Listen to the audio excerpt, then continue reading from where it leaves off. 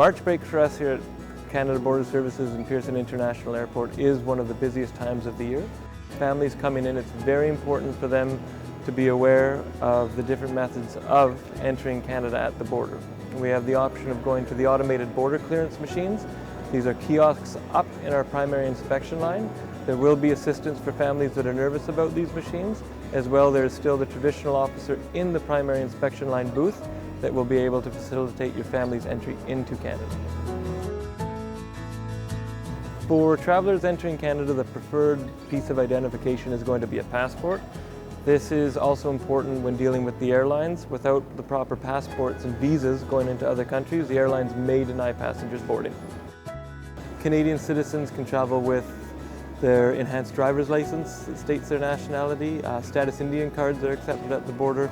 Canadian citizenship certificates are going to be accepted at the border. Birth certificates accompanied by a driver's license will also be accepted at the border. Nexus cards can be used to verify citizenship. Foreign nationals arriving into Canada, they're going to be required to have a passport. U.S. citizens are exempt from that. Having said that, that is going to be the best way for them to satisfy the officer that they are in fact a United States citizen.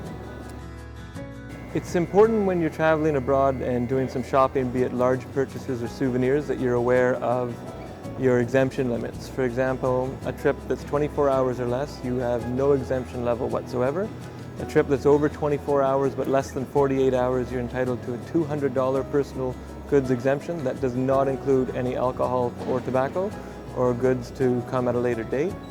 After 48 hours, you're granted a personal exemption limit of $800, and that can include the alcohol and tobacco. The alcohol limits are 1.14 liters of alcohol or 24 cans of beer or 1.5 liters of spirit or wine, and the limits for cigarettes are 200 cigarettes and 200 tobacco sticks and 50 cigars and 200 grams of pipe tobacco. When coming back with goods, the ultimate proof of purchase is going to be a receipt. It can be a paper receipt, it can be a receipt that's on your phone that's been emailed to you, it can even be the picture of the receipt, but the receipt is going to be the best proof of purchase. Items not being allowed into Canada come down to prohibited and restricted goods that for vacation travelers are going to be food items from other areas of the world. This could include beef, pork products, chicken, plants, vegetables. All of these items coming into Canada have to be properly declared to a Border Services officer via either a one-on-one conversation or on the automated border clearance machines. You can declare it with your Border Services declaration card.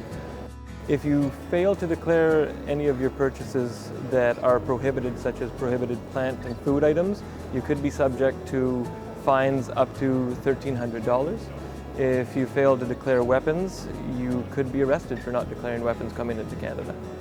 For parents traveling alone with children, it's recommended by Canada Border Services Agency that they do have with them a letter of consent from the other parent, and failing to have a letter of consent for situations where it's a single parent family, a custody order from the courts will be accepted, as will custody documents signed by either spouse. And it's very important for people coming in to remember that they can always ask us questions.